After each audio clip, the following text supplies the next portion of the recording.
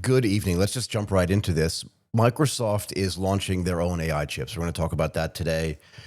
Social media bans in France, and we're going to look at the Australian model as well. How France is maybe looking at what Australia did to try to figure out how to do it on their own. Robotaxis from Waymo and Uber are going to launch in London. This is another story that we're going to cover. I have a kind of a funny anecdote about this, just the way these things are presented, particularly in the USA. And then the last topic we're going to cover today is rare earth element investments by the US government. And I can give you my take on that. Let's take a look at this. Microsoft takes on AWS to take on Google and NVIDIA with the MAIA 200 AI chip launch. I just want to say, like, these AI wars, we spoke about this a little bit yesterday in the context of, NVIDIA is trying to build these AI factories. They want to go full stack, right? They don't just want to be the chip provider. They want to be the data center, the AI data center provider. They want to make sure they're involved in all of this. And then at the end of the day, they're providing services as well. But what does that mean? It also means that, well, AWS is going to look at them, Google's going to look at them and say, and Microsoft as well, and say, wait a second, do we want to be buying chips from NVIDIA that they're going to be able to build servers, data centers, other AI infrastructure, and build other AI services that are optimized for their own chips? Have we heard this before? We have. And let's get a little bit of an historical perspective on this. When Apple first launched its Macintosh line, I believe they launched with Motorola chips. They thought this was the best thing for them. And then over time, Motorola just couldn't keep up. So Apple switched to IBM, and they pushed and pushed and pushed, and Apple launched new Macs with the IBM chips, and they kept trying to catch up to Intel. And in the background, without telling anybody, when Steve Jobs came back to Apple, he did a whole bunch of things that were really different than what the previous management had done, not including himself, because he was actually ousted. We don't have to talk about that at all. But what did he think? He thinks, wait a second, one of the problems with IBM, and even back in the day with Motorola, was that they just could not produce enough chips at scale, and they couldn't keep up with the R&D, right, that Intel could produce. And Intel had all these insane factories, mostly with TSMC, right? So Taiwan Semiconductor. So what did Apple do? In the background, Apple said, wait a second, we don't want to have to talk about specs. We don't want to say, oh, our chips are better than Microsoft's chips, right? Or Dell's chips, or Compact's chips, or HP's chips. So what did they do? Quietly in the background, they started negotiating with Intel. And they did an unbelievable job of this. And one day on stage, Steve Jobs got on stage and said, you may not know this, and we haven't told this to anybody. Apple's really good, at least in the old days, of keeping secrets. And they literally turned on a Mac that was running on an Intel chip. The crowd went nuts. And the crowd went nuts because now Apple could finally operate at scale. But that transition paled in comparison to when Apple went out. And what year was that? Let me just double check for us here so we can remember when this was. Apple went out and bought PA Semi in 2008 for what seems like a complete bargain now. So this is the ARM manufacturer. I may have mentioned this yesterday. I don't remember. But they bought them for about 270, let's just call it $300 million in round numbers. And this blew people away because Apple had been working in the background, right, to even do more integration. Apple has been the king of a vertically integrated software and hardware business. Now, in the old days, Microsoft did make some hardware. I think we may have mentioned this before as well. They're making keyboards. They were making mice. Is that what you say? Mouses? I'm never really sure what the right terminology is there. But they weren't making machinery, and they definitely were not making chips, right? They were not making their own laptops. Now they are. So they've solved that problem.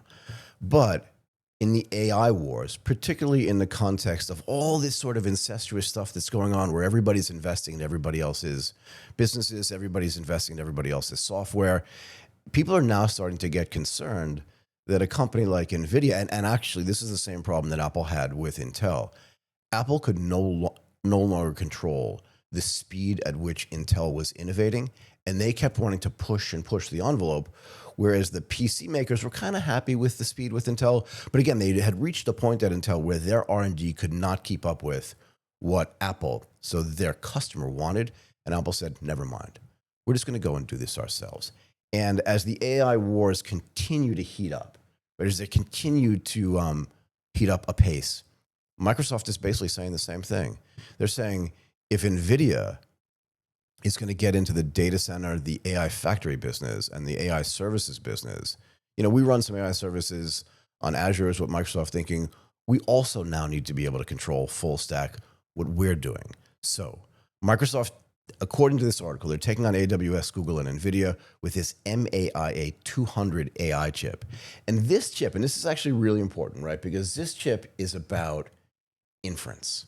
They call this an AI inference chip. So when most people think about AI, they think about machine learning, right? They think about training a model. They think about all this data, and we spoke about this before as well. They think about taking all this data, training it, and then trying to determine what all that data has meant from stuff that's happening in the past. So AI inference, and this is actually really important to note because this is one of the things that Microsoft is actually touting when it comes to this chip. They're saying that this AI accelerator chip is the most performant first-party silicon from any hyperscaler. And this is pretty amazing, right, for Microsoft to come out with this chip. They want to make sure that they can compete with AWS on services, but also, just like what Apple did with PA Semi, that they can accelerate their own innovation and control the pace of their own innovation as well. Let's talk about inference. Inference is, according to this, it's the operational phase of artificial intelligence where a trained model analyzes new real-world data to make predictions, right? So essentially what they're saying here is, at least in the inference space, is that we're not satisfied with just training a model and having some output. What we want to figure out is what's going to happen in the future. What does this data infer about what's going to happen in the future? And I think this is really important. And now let's jump back a little bit, because one of the other things we have mentioned in the past is Apple going to launch their own chips? And the answer to that is yes. So you can see the way the market is splitting. NVIDIA is trying, and I see this all the time. We can talk about this actually in the video space. I'll do that in a moment, actually, because there are all these analogies. When you look at a business, you can't think, oh, this is only happening in this space. You have to think at a higher level, what is happening in the business space as a whole? And I'll get to that, and I'll give you actually a really good example of that in a moment. But Apple is developing their own in-house artificial intelligence chips for data centers, and this is not my idea. Okay, but they're calling those chips AC/DC. I think it's a little bit goofy, to be fair. In my mind, AC/DC is like a rock and roll band, but I guess that just dates me. But this is meant to be Apple chips in data center. So I don't think this kind of war is going to stop. But let's talk about why this matters, right?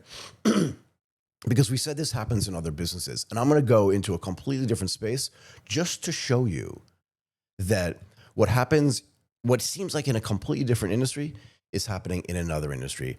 And let's talk about media at scale, right? So let's look at something like Netflix. When Netflix first started, let's use Netflix, Apple, Amazon, right? Because these are three big providers of, let's say, video services, right? All of them have movies. And Google as well, right? So then Amazon said, wait a second, we need to be in the podcast business. So now they have podcast businesses. Apple obviously invented the podcasting business. Even Netflix just did a deal with The Ringer and Bill Simmons' company to get into the podcast and the video podcast business. And Amazon is going to do the same thing. And what you're seeing in the media space, particularly in what I'll call the independent media space, is that all these companies are now converging, right? In the old days, Netflix would license content from some of the biggest providers of media content, like whether it was Time Warner or some of these other big companies. But what they said was, in the same way that Microsoft wants to control its destiny and future and innovation by building its own AI chips, and the same thing that Apple did with PA Semi, Netflix has said, yeah, I don't want to rely on you for this. I want to rely on me for this. I want to rely on us for this. And that's when they started building their own content. And while they were licensing before, this is why sometimes when you go onto Netflix and you look for a movie, you can't find it, right? And we can go on to the region by region stuff. I can't believe we're going back to like region-free DVD like we had like in the 90s and the early 2000s, but that's a story for another day. But they spend, I don't know, somewhere between $8 to $10 billion a year on their own content. And the reason why is for control. It's this vertically integrated control.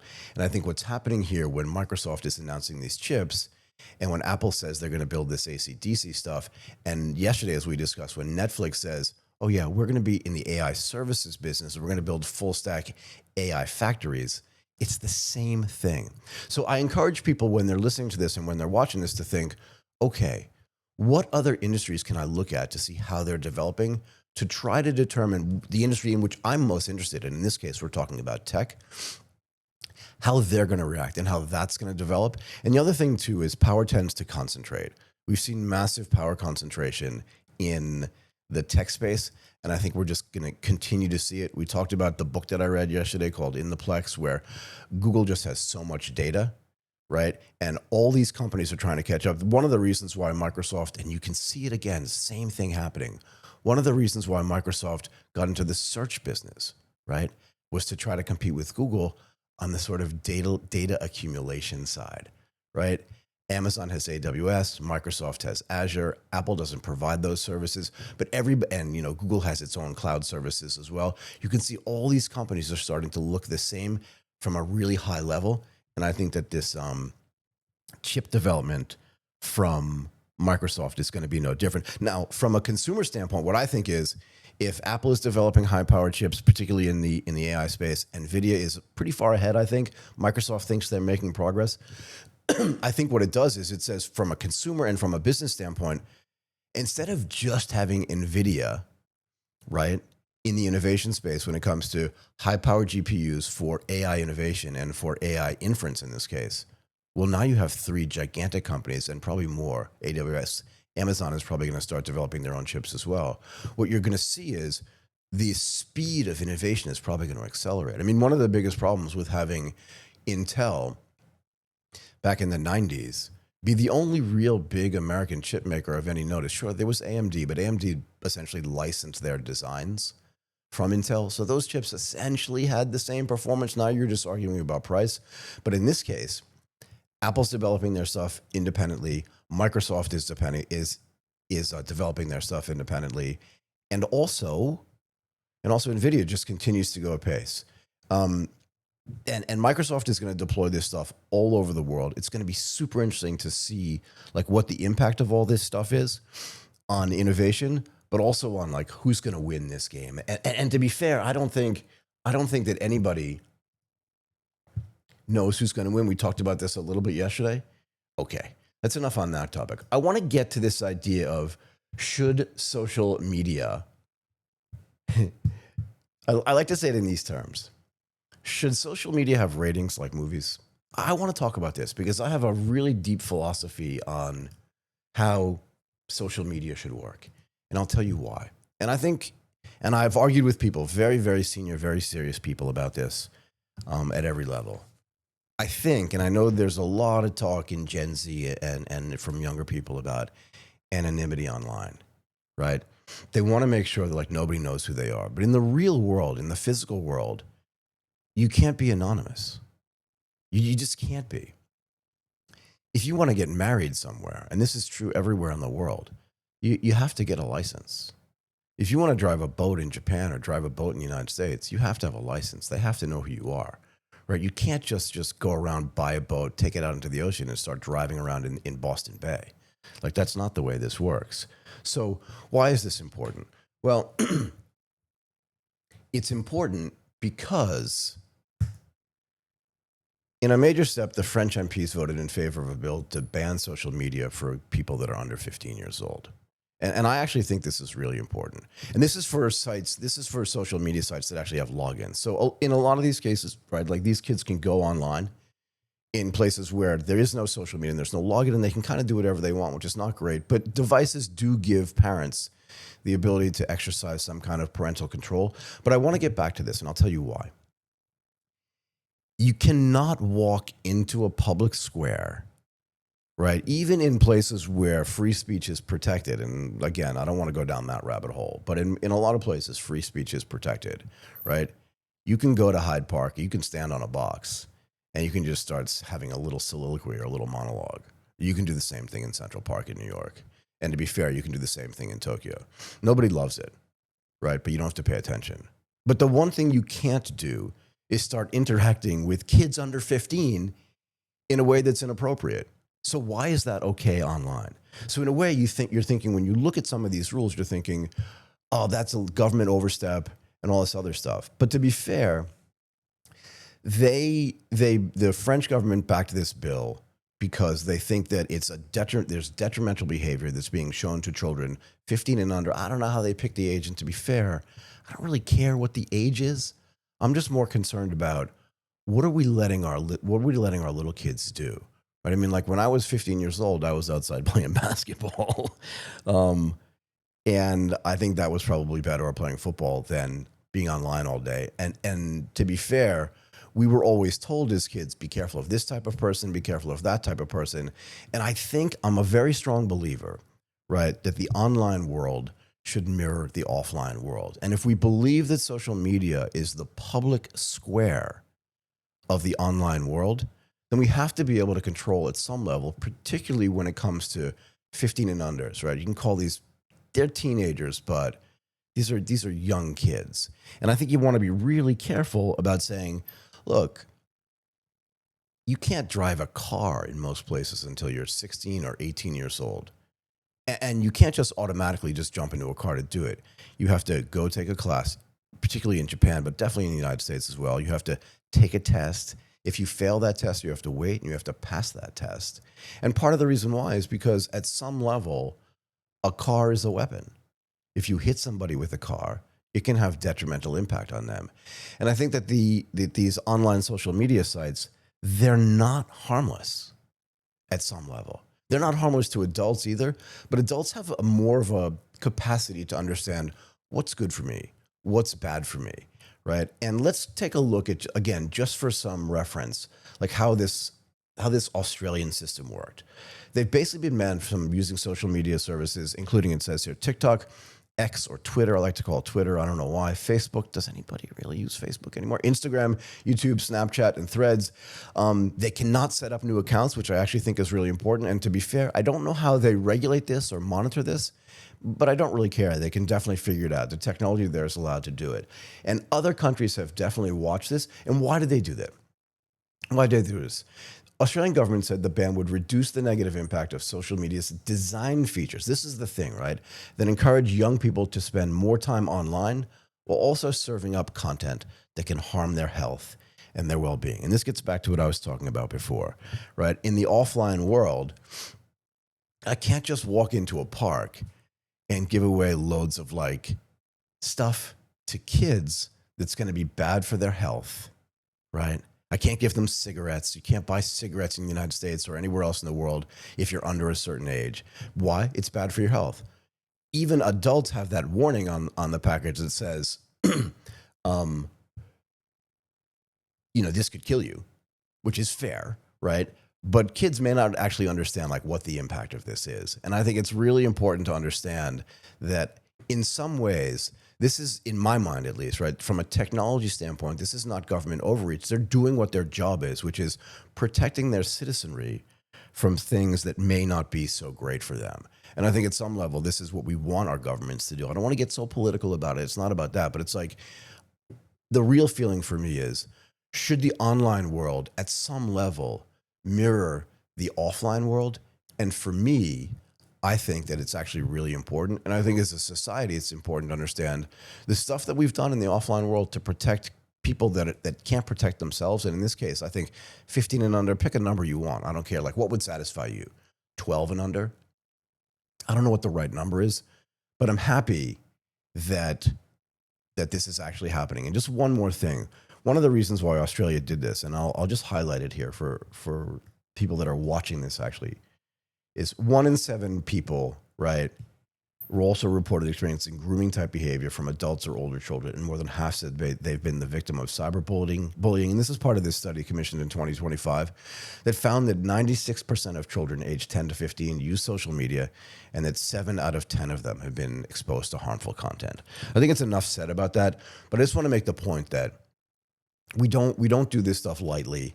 And I think it's important that governments are there, and France is going to do this as well. And this could spread to the rest of Europe. And at some level, right, Europe is much more protective. They're much more paying attention to like what's happening there. And I think that that's actually going to be really important. And from a technology perspective, I frankly have no problem with this. Let's move on to our next topic, and that is robotaxis. I love this actually. I have an anecdote about this, right? So robotaxis are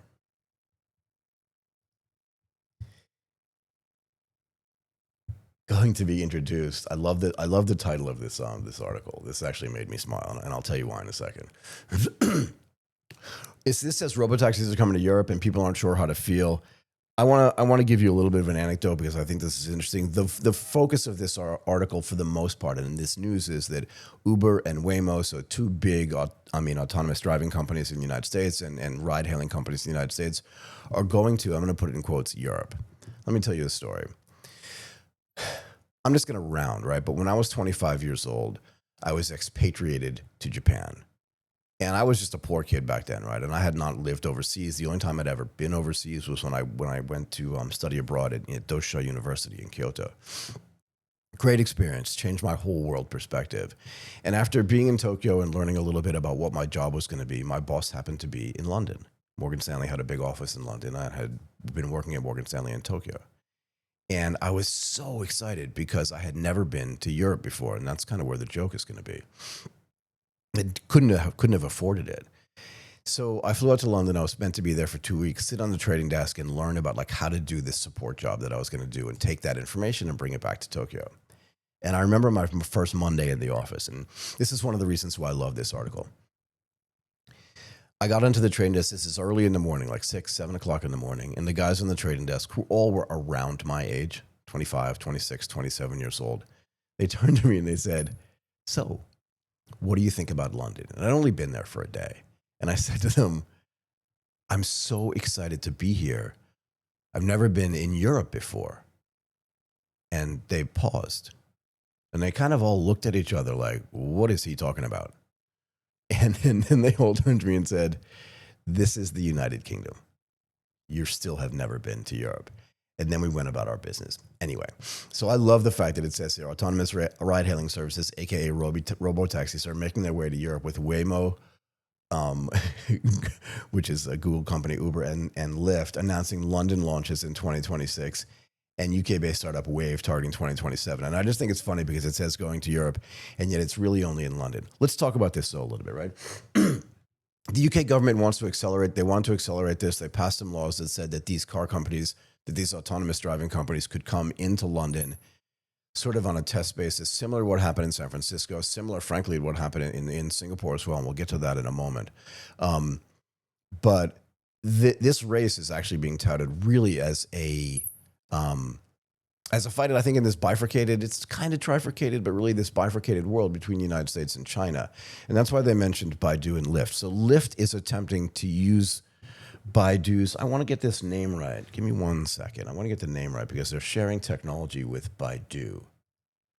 Yeah. So Lyft and Baidu have formed a strategic partnership to deploy Baidu's Apollo Go autonomous vehicle platform on Lyft's platform in London. They're going to test there. Now, there's some interesting intricacies here, right, that I want to cover. Most of the people that are watching this have probably been to London, and if you haven't been to London, you may or may not know this. But London streets, I mean, they're fascinating. And God, we could spend hours talking about like taxi drivers in London, this little book that they have to study before they get their license called The Knowledge, right? So they really, because a lot of the streets in London have similar names. It's like, you know, Michael Street, Michael Avenue, Michael Lane. All these things are very similar. So just for a taxi driver to understand where he's going, where the one-way streets are, they actually test them. At least they did back in the 90s and early 2000s. These guys are some of the most like educated people about the geography of London or the geography of their city anywhere in the world. And now to have that challenge, because these streets actually predate cars by 200, 300 years. Let's just call it hundreds of years. It's going to be really interesting to see how the companies like Waymo and Lyft and Uber adapt. And I'll tell you why. In a lot of cases, and this comes from me living overseas for years, working in Europe for a little bit, working in Japan working in Asia actually for 30-something years, and that is, in a lot of cases, US companies, because the US market is so big and there's so much opportunity there, right? But operating in Boston is not that much different than operating in San Francisco at some level, right? Operating in Miami is not that different than operating in Chicago. And frankly, operating in Kentucky is not that different than operating in Arizona. It's English, the road designs are similar, all the things people know. And because it's one big country, everything is the same. But once you move outside the country, American companies, one of their sort of Achilles heels is that they have this issue of, I'm just going to do exactly what I did in Boston, in San Francisco, in Chicago, in Los Angeles, in Santa Fe, wherever, in Miami, and I'm going to do the same thing in London. And the software is just going to work fine. And let me tell you something. I operated in the equity markets for years. The way the Hong Kong market works is very different than the way the London market works. The way the Japanese market works from a market microstructure standpoint is very different than the way the New York Stock Exchange works. And I think at some level, very similar to what we were talking about a few minutes ago in the artificial intelligence space, right? Is that these sort of microstructures need to be adapted to by these big companies. They just need to. So it'll be really interesting to see. And also the regulations are different, right? So it'll be super interesting for me to see what happens when they get there and how adaptable they are to the new things. And again, let's just use London as an example of this. When you're walking around the streets of London, particularly if you're not familiar with the streets there, right? It's hard to understand at first. It's hard to understand at first. And believe me, I'm sure that like Waymo, Uber, and Lyft and all these companies, they have local staff there. They're going to be able to figure this stuff out. But the ideas that originate in the US and that are being put into the rest of the world, again, this experiment is happening in London, I think is actually going to be really interesting to see how those things play out. But let's talk a little bit more about the implications of autonomous driving. Not just in London, not just in this experiment, but let's look at like we said this at scale, right? This war in a way, or this competition between the way the US is behaving and the way the Chinese want to have this stuff as well. And it comes down in some cases to cars. I live in Thailand, so I see this firsthand. I mentioned a little bit about this yesterday. If you looked on the roads 5 years ago in Thailand, frankly, I think Bangkok would be an unbelievable place to do autonomous driving. The roads, I think, are really up for it. And the Thai government, from a regulatory standpoint, is very, very progressive when it comes to testing new things, whether it's in the insurance space or in other parts of the technology space.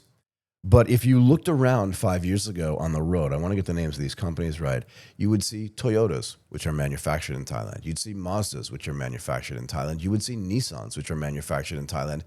And you may not know this, but actually Thailand is the second largest, or has been historically, the second largest manufacturer of Japanese cars outside of Japan, just behind the United States. Okay, so there's a long history of automobile manufacturing here. And a few years ago, the Chinese came in. BYD, GAC Aeon, and XPeng are all being manufactured and sold in Thailand.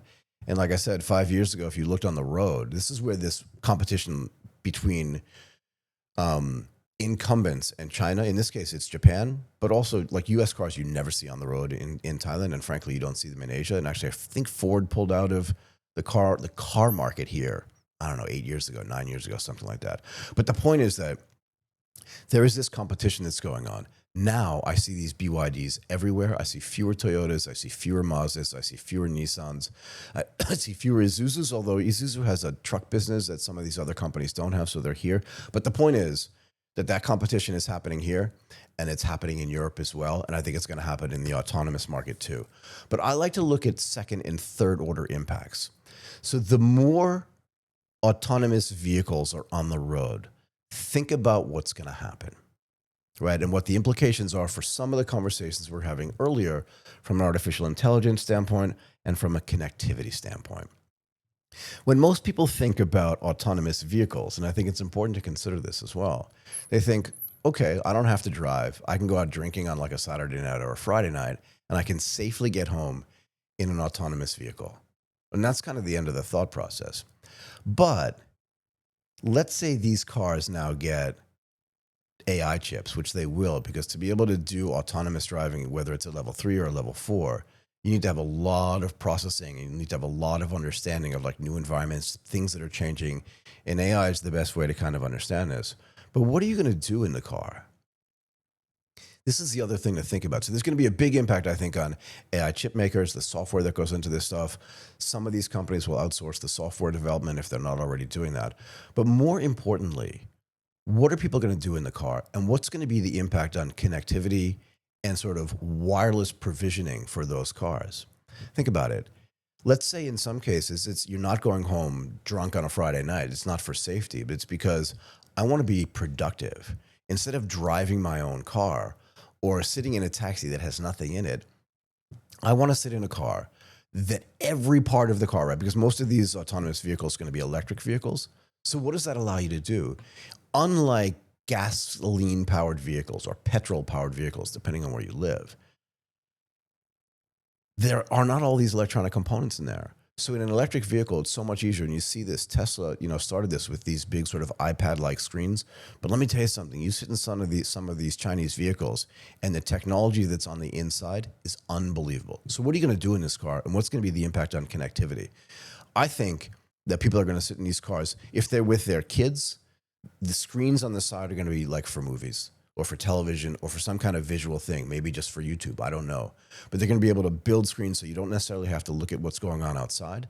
But you can actually be productive in some ways inside. And let's say you're trading stocks, you can look at it on your phone. For sure, you have 5G. At some point, you'll have 6G connectivity on your phone. But imagine being in a car where there's a screen that separates you and whatever's happening in the front part of that car where the driving is getting done. And then there are side screens on the doors where you enter.